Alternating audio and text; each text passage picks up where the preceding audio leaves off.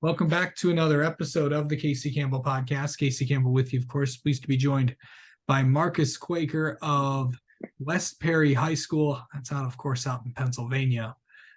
Football out there. How's it going? It's going good. Excited for the rest of the season. Okay, so kind of talk about just how the season's kind of going for you guys right now. It's going really well. We're off to a 5-0 start. The first 2 weeks were um, pretty simple, just trying to get to the basic of things. And then the fourth week, we had a very, very tough matchup against Trinity, who I think they're ranked fourth in the state for Double A. And we beat them 19-16 with like 9 seconds left in the game. Our defense made a great goal line stand and stopped the I think he's like the ranked number 27th running back in the country. Our defense made a amazing stop and won the game. So that was like probably one of the best feelings of my career. Yeah. Um, what was it? What has it just been like to just lead this team? And of course, you're a QB, so what's it like to kind of just be the leader of this team and represent, West Perry? It's something that I'm very fortunate to have. It's something that I'm very blessed with. To grow up with the group of guys that I've been playing with since I was, 5, 6 years old. It's kind of nice to, lead this team into a direction that, I think most of these kids want to go in. I think each and every one of these kids is ready to, capture that district championship. I think, we have to get there first, but I think everyone's excited and ready to work to get there. Okay, so let's talk about some of the work that you've put in this off season. What are some of the things that you really focused on in the off season? For me, I just knew I had to hit the weights super hard. I lifted 6 days a week for 5, 6 month period, trying to get as strong as I could, and I definitely exceeded where I thought I was going to. I got my bench press up to 315 pounds. I was squatting 425 pounds. So I definitely excelled in the weight room. And then I just started to run more, get faster, and track obviously helped out with that. But as far as the off season, it's something that you really have to grind out if you want to be good. Okay. How would someone describe you on the football field? I think someone described me as it's kind of flashy. I can make plays that um, most quarterbacks can't because I think most quarterbacks are pocket passers. Not to say I'm not, but I think I can do a lot with my legs that most other quarterbacks can't, which is why teams have trouble stopping the type of offense that we run because they don't know if it's going to the fullback, the running back. They have to kind of gauge whether I'm going to keep it or give it. So that's something that I think a lot of people watch for is my ability to do so many different things at the quarterback position. Yeah. With the type of offense that you guys are on, and obviously it's you say fullback, running back. You didn't say throw, which means obviously you know what that means. It's some form of the letter T at some point, if I'm not mistaken. So, what's it like running the offense that you guys run without giving too much away? Um, it's it's honestly it's honestly interesting. We do a lot of different combinations of running, throwing the ball, and just trying to find ways that catches, trying to find ways that catches the defense off guards. We can throw the ball just as well as we run the ball. But there's certain games where we don't need to pass the ball. We just kind of give it to our running backs and let them do the work. Um, but I think the thing that separates us from most offenses is that we can run the ball. We can throw the ball. We can do a lot of RPO, like a run pass option. Um, and me playing quarterback, it's a lot easier for me to read defenses and kind of gauge whether I can pull it, keep it, throw it. So we have a lot of different formations that help each and every one of our kids to excel in every position. Our running backs get a lot of carries. Our wide receivers get a lot of looks. And at the quarterback position, I get the option to keep it or pull it sometimes. So that's really nice to have. Okay, let me ask you this. When you take me through like how you prepare for a game, because you're gonna get like everything thrown at you guys, and just take me through like how much preparation really goes into a game. Well, it's something that a lot of people don't see, especially you know people outside of football, the people that come to watch the games. It's something that it's the players and coaches, and I think as far as a team, like our coaches put in an immense amount of work to, prepare our players and prepare themselves before the games. But there's also a lot of responsibility on the players too, because everyone has to know where to line up.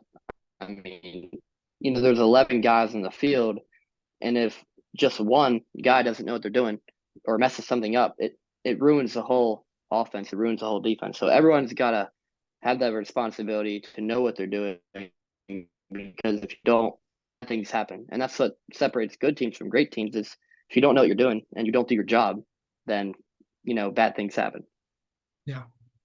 Okay, let me ask you this. How do you like talk about like getting ready for a game? Now, how do you mentally get ready for a game, like right before a game? Mentally, I just try and get in the zone.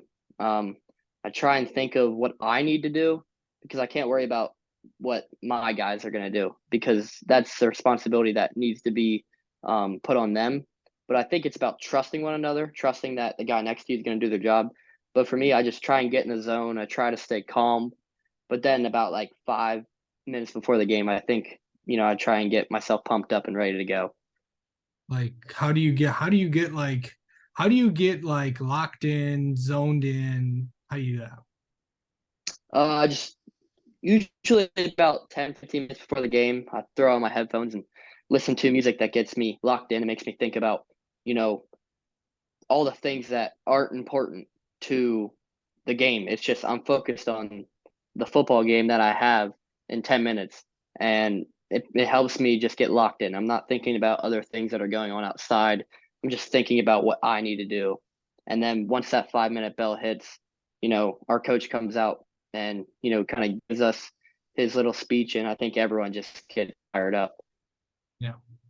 Okay, so I know that you say you get mentally locked in with music and all that. Like, what are you thinking about like right before a game? Right before the game, there's a lot of different emotions. You're thinking about what our team should do. You're thinking about all the things you've prepared for during the week, but it's also nerve wracking. You're thinking about, you know, what could happen, what if this happens. It's a lot of mixed emotions that build up right before, the first kickoff. But for me, I just know that I have a job to do and that I need to do it to the best of my ability and just do everything that I've been taught and just follow what I know to be successful. Right. Um, okay, so kind of preview your next few weeks of what like type of matchups you got. So this Friday we play Boiling Springs at home. They're struggling a bit this year. They definitely don't have the athletes that they have had over the last few years, but they're going to be ready. We beat them pretty good last year. I think they're going to definitely be hungry to try and, you know, catch us off guard and whatever they can do. But our schedule towards the end of the season, we have our wins. We have games that are going to be obviously much tougher. We have Camp Hill and Big Spring. Camp Hill throws the ball a lot. Big Spring, they're going to be a tough team. I think it's a game that, we're going to have to, come with a lot of energy and be prepared. And then the last game of the year is the defending state champs in single A, which is Steel High. That'll probably be the biggest game, of the season, in my opinion. It's just one of those games that it comes down to who's going to win the conference championship. And that helps you in playoff spots too. Do you want to be the third seed, the fourth seed, or do you want to be somewhere up there where you can kind of get an easy bye or something that's not going to, ruin the rest of your season? All right. Um, all right. Well, Marcus, let's get to know you a little bit. How about that? All right. What is on Marcus Quaker's playlist? My playlist consists of Zach Bryan, definitely a lot of Zach Bryan. I love Zach Bryan. I think Zach Bryan represents the kind of the real ways of life, and like just listening to different types of music. I think he just goes to show that like he's singing about his life and his challenges through life, and he's turning that into music, which is awesome because a lot of people can relate to his music. Some can't, but I can. I can listen to the words and kind of like put it in my own perspective and be like, you know what, I kind of see what he's thinking. I see what he's saying.